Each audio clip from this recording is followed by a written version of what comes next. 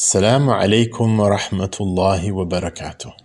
Welcome to this week's English Khutbah, and the topic is Innal hasanat yudhibna sayyi'at. Indeed, good deeds do away with bad deeds. Alhamdulillah, all praises are due to Allah, who has encouraged us to increase in intending and doing good deeds for His sake, and has promised us in return the abode of paradise by His grace. O Allah, to you belongs all praise. We believe in you. We believe in your angels, your divine books, your messengers. We believe in the last day and in your divine decree, both its good and its apparent bad. We testify that there is nothing worthy of worship except you, for you are the uniquely one who has no partners in His oneness. And we are content with you as our Rabb, as our nurturing and sustaining Lord. Islam as our deen, as our religion and way of life.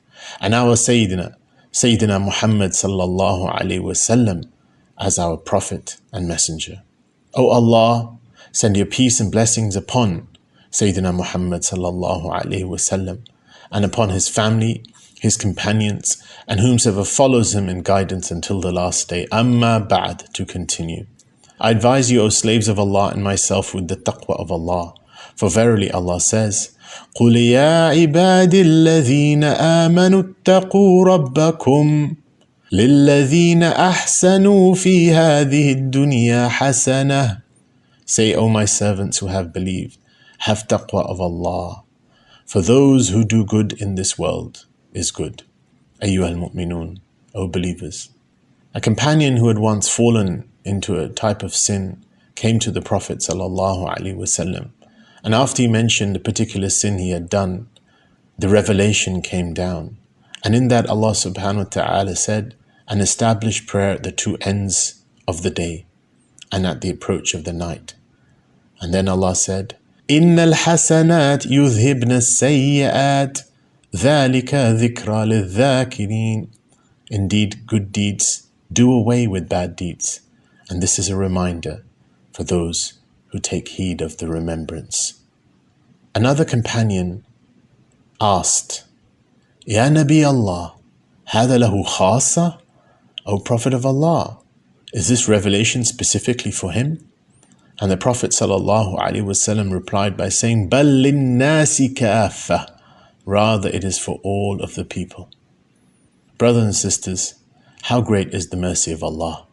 How great is the mercy of Allah with regards to us, His slaves, for He forgives our sins and erases our misdeeds whenever we commit ourselves to a life of performing good deeds. For to do so is to act upon the advice of the Prophet ﷺ, who informed us by saying, وَأَتْبِعَ السَّيِّئَةَ الْحَسَنَةَ تَمْحُهَا, and follow up any bad deeds you do by doing good deeds, for the good deeds will wipe out the latter or wipe out the bad deeds. Brothers and sisters, whoever does much good in their lives and whoever commits themselves to doing good in their lives, then they have an ability to place their hope in Allah subhanahu wa ta'ala. And they should place their hope in Allah subhanahu wa ta'ala. For Allah subhanahu wa ta'ala, through His grace, will erase thereby their previous sins and exchange them for the good deeds when it comes to the record of deeds that are to be displayed on the Day of Judgment. With regards to this, the Prophet ﷺ informed us of a person who on the Day of Judgment, he said, يُؤْتَى بِهِ يَوْمَ الْقِيَامَةِ. Such a man will be brought on the Day of Resurrection or Day of Judgment. فَيُقَال, and it will be said to him, عَمِلْتَ يَوْمَ كَذَا وَكَذَا كَذَا وَكَذَا. On such and such a day you did such and such a thing, and on such and such a day you did such and such a thing. فَيَقُولُ نَعَمْ, and so he will say yes, until finally فَيُقَالُ لَهُ, until finally it will be said to him, فَإِنَّ لَكَ مَكَانَ كُلِّ سَيِّئَةٍ حَسَنَةً. It will be said to him, and there is indeed for you in every place or every place where an evil deed has been written for you, you will now have a good deed. Subhanallah. This is a great bounty, this exchange whereby what we have done that may be seen as a shortcoming or a misdeed be replaced in its entirety in our scroll of deeds and be written as if we've done good deeds in their place. The scholars say that this type of exchange or replacement, whereby the bad deeds are completely annulled and good deeds are written in their place, can be hope for someone who sincerely regrets and repents from the sins that they've done. And a sign of such nadam, of such regret and displeasure with sin, is that a person makes this sincere repentance and then commits himself with his resolve to a life of goodness. The sign of this commitment is that they are conscious of the shortcomings that they've done. And it's this very shortcoming, this very consciousness of this shortcoming, which increases their sense of humility and awe before Allah subhanahu wa ta'ala, and which further builds their resolve to hasten to righteousness and to do more and more good deeds for the sake of Allah subhanahu wa ta'ala. About such people, Allah subhanahu wa ta'ala says, فَأُولَٰئِكَ يُبَدِّلَ اللَّهُ سَيِّئَاتِهِمْ حَسَنَاتٍ وَكَانَ اللَّهُ غَفُورًا رَحِيمًا. For them, Allah will replace their evil deeds with good, and ever is Allah subhanahu wa ta'ala forgiving and merciful. Ibadallah, slaves of Allah. Indeed, from the mercy of Allah is that He's made the means by which we can draw nearer to Him in doing good deeds of variegated and different natures and types. So we can draw nearer to Him by performing the salawat, both regularly and ensuring we have much optional nawafil prayer to offer. We can draw nearer to Him by giving charity. We can draw nearer to Him by fasting. We can draw nearer to Him by honoring the ties of our kinships. Or we can draw nearer to Him by many other different types of devotions, all of which help remove and erase sin from our lives.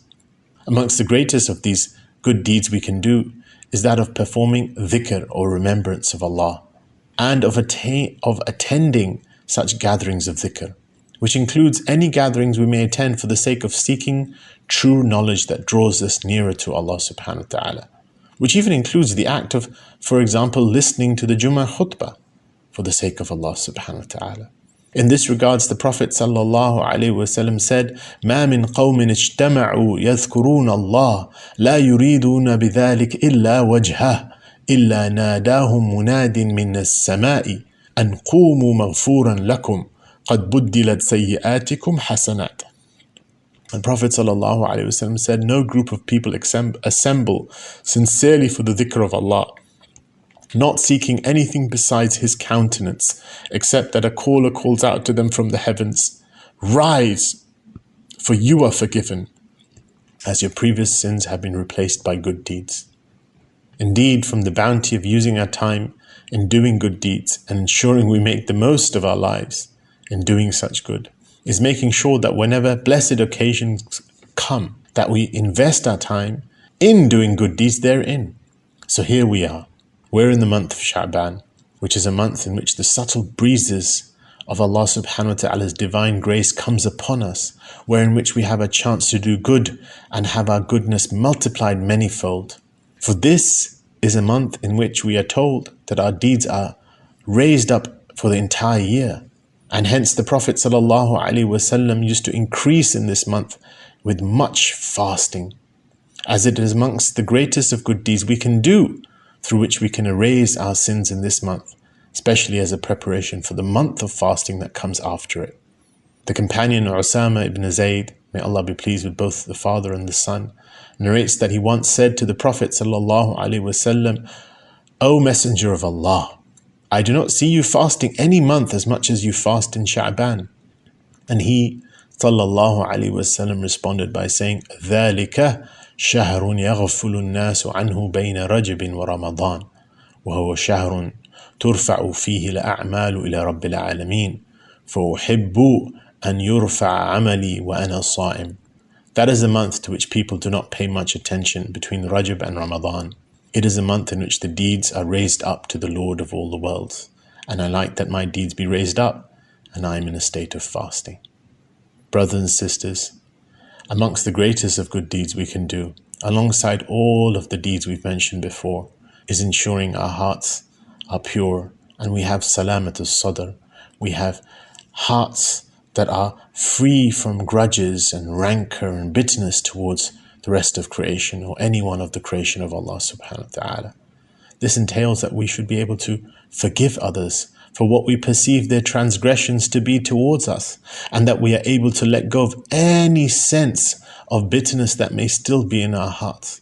For our deeds proceed from our hearts, and the more pure our hearts are, and the more able they're able to dedicate themselves to Allah subhanahu wa ta'ala, the more pure and sincere our deeds become. And for this reason, Allah subhanahu wa ta'ala tells us as believers, He says, وَلْيَعْفُوا وَلْيَصْفَحُوا, and let them, the believers, pardon and overlook. أَلَا تُحِبُّونَ أَن يَغْفِرَ اللَّهُ لَكُمْ, would you not like that Allah should forgive you? وَاللَّهُ غَفُورٌ رَحِيمٌ, and Allah is the most forgiving and the most merciful. O Allah subhanahu wa ta'ala, we wish that you forgive us in these blessed days that are coming upon us. We wish that you pardon our sins, and we ask that you enable us to also forgive any sense of transgressions that we think others may have done upon us. We ask you, Ya Allah subhanahu wa ta'ala, that you give us open hearts and hearts full of any bitterness towards the creation. O Allah subhanahu wa ta'ala, we ask that you bless us with the ability to continue to dedicate our lives to doing good deeds, and that you ultimately bless us with paradise as an abode, Ya Rabbil Alameen. O Allah subhanahu wa ta'ala, we ask that you facilitate for us obedience towards you, and you bless us with obedience towards your messenger and obedience towards those you've ordered us to show obedience towards, in accordance with your saying, Ya ayyuhalladhina amanu ati'u Allah wa ati'u Rasul wa ulil amri minkum.